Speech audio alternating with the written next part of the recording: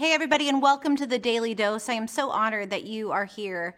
If you're someone who is watching on Facebook, would you do me a favor? Would you just please go ahead and share this onto your personal page? That way we can continue to spread the message of Jesus. If you're somebody who's watching on YouTube, I want to invite you to click the subscribe button so you can continue to get updates from Calvary and all the things that we are doing. And if you're sitting at home watching this on cable access, I am so glad and honored that you are spending some time with us here tonight. There's this story in the Bible about a man named Job. It's actually more than a story. It's actually a whole book of the Bible in the Old Testament, which is the earliest part that is written of the Bible.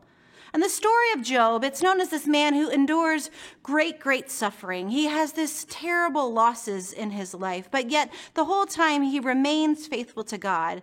But there's a really interesting part of the story that I want to start with looking at tonight and maybe offering you a new way of seeing the story of Job. You see, Job, he is a man kind of struggling with some perfectionism, maybe even some anxiety. Job, he is a high achiever and he has worked hard to accomplish and he owns a lot and he's very proud of that fact. In fact, he is known among all his people as one of the greatest men. He knew how to get things done. And in the first chapter of Job, it sets up his story just like this. It says, "In the land of Uz, there lived a man whose name was Job. This man was blameless and upright. He feared God and shunned evil. He had 7 sons and 3 daughters, and he owned 7,000 sheep and 3,000 camels, 500 yoke of oxen and 500 donkeys, and he had a large number of servants. He was the greatest man among all the people of the East. His sons used to hold feasts in their homes on their birthdays, and they would invite their sisters to come and eat and drink with them. When a period of feasting had run its course, Job would make arrangements for them to be purified. And early in the morning, he would sacrifice a burnt offering for each of them, thinking, maybe my children have sinned and cursed God in their hearts. And this was Job's regular custom. So you see Job, this high achiever, this pillar of blamelessness, this wealthy man, when it comes to parenting, he is so anxious that his children on their birthdays maybe have sinned. He is so nervous that his kids perhaps made a mistake. Even worse, maybe they cursed God during their partying. Job is so nervous about this that he preemptively offers God a burnt sacrifice on their behalf. Talk about a historic helicopter parent. Just in case they may have sinned, I'm going to go ahead and take care of that for them. I'm going to just keep everything on the up and up with us and God. And I think that many of us are kind of like Job. I mean, some of us, myself included, are kind of like helicopter parents. And even if you're not a parent, maybe we try so hard to control things that are out of our control. We get this false sense that we can control things. And let's be honest, I mean, if I look at myself, I've sometimes tried to control my husband or my kids. I would rather they act different, and so I tried to control them, and I'll tell you what, it never actually seems to work out for me. And sometimes even I'll just internalize it, and we get worried and anxious about these things. We get worried and anxious about the things that we can't control. And ironically, worry itself is our attempt to even control the things that we can't control.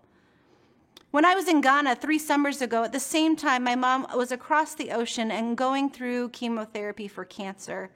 And my friend Adolphine, after worship, she asked if she could gather the worshiping community and that we could pray for my mom. And I said, please pray for my mom. So Adolphine, she got up to pray out loud, and she prayed that in my mother's illness, God's will be done. And it was when I heard her say those words where I felt anger and fight bubbling up in my being, and the tears started to flow from my eyes, because that in no way was the message that I wanted to hear. I did not want God's will to be done because I wanted my mom to be healed.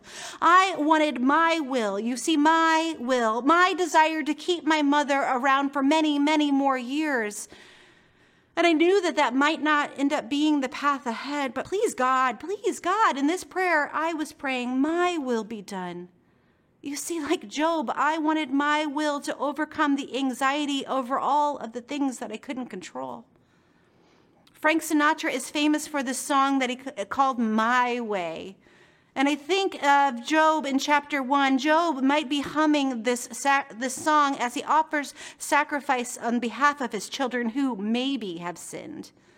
You see, I think we get this false sense of pride that comes with thinking we have control over some of the things in our lives. And I'll give you this. There are some things that we can control, but let's just be honest for a second tonight. There are so many more things that are so far beyond our control at all. And we can just listen and we can work together, but all more often we just sometimes have to let go and trust that God is going to do that work for us. I like to think of it sometimes as holding a balloon. If I'm holding a balloon of worry so tightly, the string so tightly, and sometimes I try to let it go, but then sometimes I just grab it right back. So friends, I'm going to ask you, what are you holding on to so tightly this week? What do maybe you need to just let go of? What do you maybe need to accept that you don't have control over? And I promise, God knows what your worries are. And God has got you, and God has got what you are worried about. Because God is always trustful, God is always faithful, and it is okay for you to let go. In Jesus' name, amen.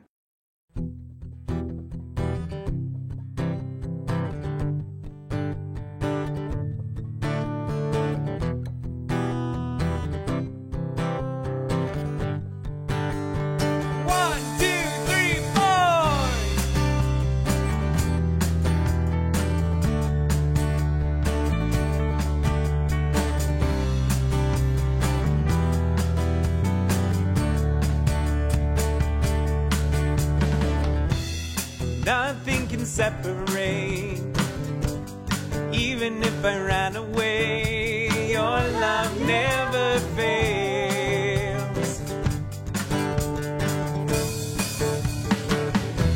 I know I still make mistakes. You have new mercies for me every day. Your love never fails.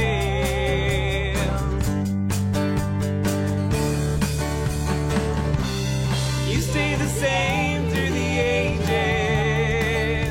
Your love never changes. There may be pain in the night, joy comes in the morning. And when the oceans rain, I don't have to be afraid, 'cause I know that you love me. Your love never fails.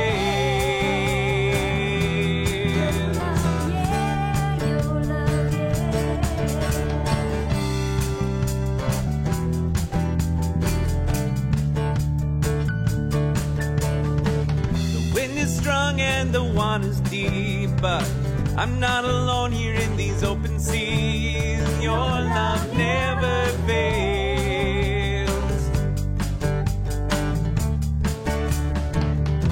The chasm is far too wide. I never thought I'd reach the other side. Your love never fails.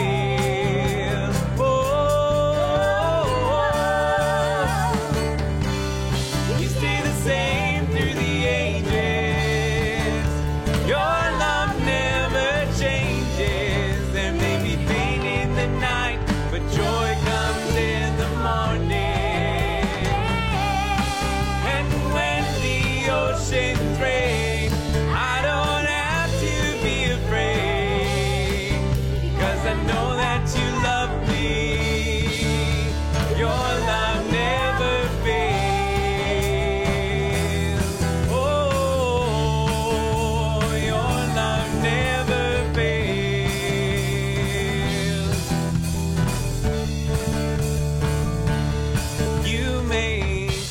Things work together for my good.